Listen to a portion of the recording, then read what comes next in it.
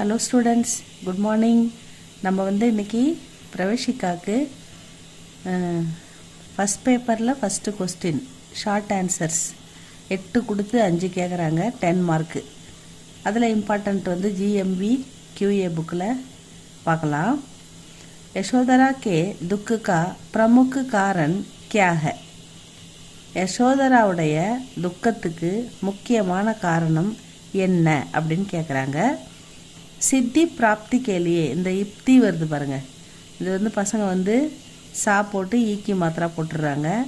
இது பார்க்கறதுக்கு அப்படி தெரியுறதால, ஆனால் பிராப்தி பிராப்தம் அந்த மேலே பா கீழே தா இருக்குது, கூட்டு எழுத்து, இப்பு த அப்புறம் ஈக்கி மாத்திரா, பிராப்தி அப்படின்னு படிக்கணும். பிரா இப்பு தி.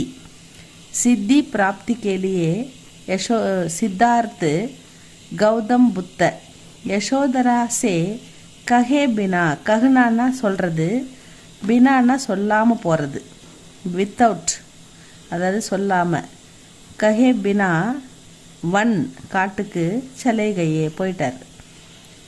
சித்தார்த்து கௌதம் புத்தர் தன்னுடைய மனைவி யசோதரா கிட்ட சொல்லாமல் அவங்க தூங்கும்போது ராத்திரியில் எழுந்து போயிடுவார். நான் சித்தி பிராப்திக்கு அதாவது அடைய போகிறேன், உலகத்தை பற்றி இந்த வாழ்க்கையை பற்றி தெரிஞ்சுக்க போகிறேன்னு சொல்லி கிளம்பிடுவார்.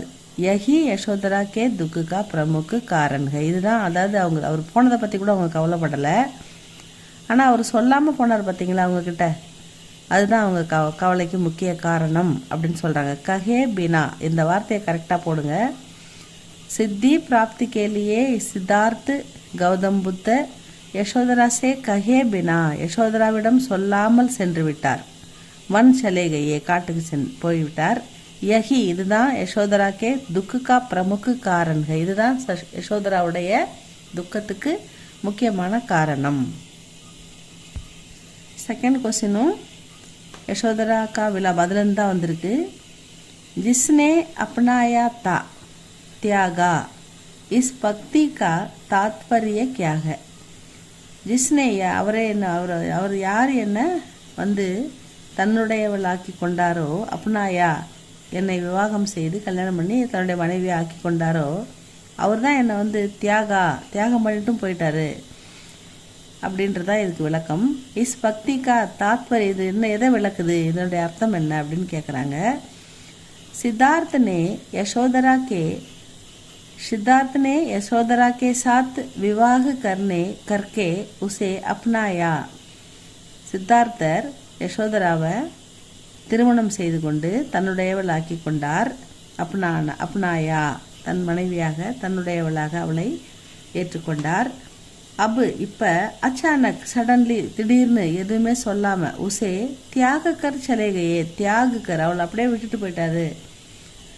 அவளை எதுவுமே சொல்லாமல் போகிறேன் வரேன் எதுவுமே சொல்லாமல் அப்படியே விட்டுட்டு அவருக்கு காட்டுக்கு போயிட்டாரு அப்படின்னு சொல்கிறாங்க. இதுதான் செகண்ட் கொஸ்டின். தேர்டு போயம் அபின ஓகா மேரா அந்த், அந்த போயம்லேருந்து கேட்டிருக்காங்க. அபின ஓகா மேரா அந்த் கவிதா மே புஷ்ப புஷ்ப ஷப்த. இந்த புஷ்ப புஷ்பன்ற வார்த்தை, ஷப்தன்னா வார்த்தை, கின்கோ சூச்சித்து கர்த்தேக, யாரை குறிப்பிடுகிறது? அபின ஓகா மேரா அந்த் கவிதையில் புஷ்ப புஷ்ப அப்படின்ற வார்த்தை யாரை குறிப்பிடுது அப்படின்னு கேட்குறாங்க. அதுக்கு புஷ்ப புஷ்ப சப்த பாரத்துக்கே நவ யுவாவோங்கோ சூச்சித்து கர்த்தேக.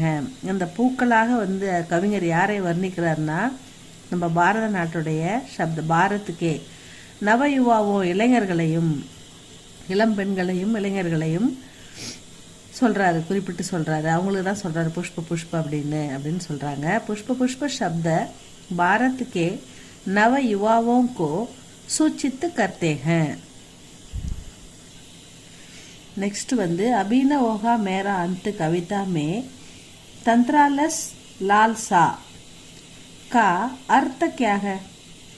இந்த கவிதையில் தந்திராலஸ் ஆல்சா அப்படின்ற வார்த்தையின் அர்த்தம் என்ன அப்படின்னு கேட்குறாங்க. சதா சோத்தே ரகனே தா, எப்பயுமே சோனான்னா தூங்குறது, எப்பயுமே தூங்கிக்கிட்டே இருக்கிறது, ரகனான்னா தூங்கிக்கிட்டே இருக்கிறது. ஆலசி ரகனே கி இச்சாக்கோ, எப்பயுமே ஆலசினா சோம்பேறியா இருக்கிறதுக்கே இஷ்டப்படுறது, எந்த வேலையும் செய்ய விரும்புறதில்ல, சும்மாவே இருக்கிறது. தந்திராலஸ் லால்சா ககத்தேக, அப்படி இருக்கிறவங்கள தான் வந்து தந்திராலஸ் லால்சான்னு கவிஞர் குறிப்பிடுகிறார் அப்படின்னு சொல்கிறாங்க. இதனோட கண்டினியூவேஷனை நம்ம அடுத்த வீடியோவில் பார்க்கலாம் ஸ்டூடெண்ட்ஸ். இந்த ஷார்ட் ஆன்சர்ஸை ஒரு 3 வீடியோவாக போடலாம், பாருங்கள், படித்து பாருங்கள். உங்களுக்கு மீனிங் புரிஞ்சால் உங்களுக்கு ஈஸியாக நீங்கள் ஓனாக எழுதிடலாம் ஸ்டூடெண்ட்ஸ். இது உங்களுக்கு பிடிச்சிருந்தால் லைக் பண்ணுங்கள், ஷேர் பண்ணுங்கள், சப்ஸ்கிரைப் பண்ணுங்கள் ஸ்டூடெண்ட்ஸ். தேங்க்யூ ஃபார் வாட்சிங்.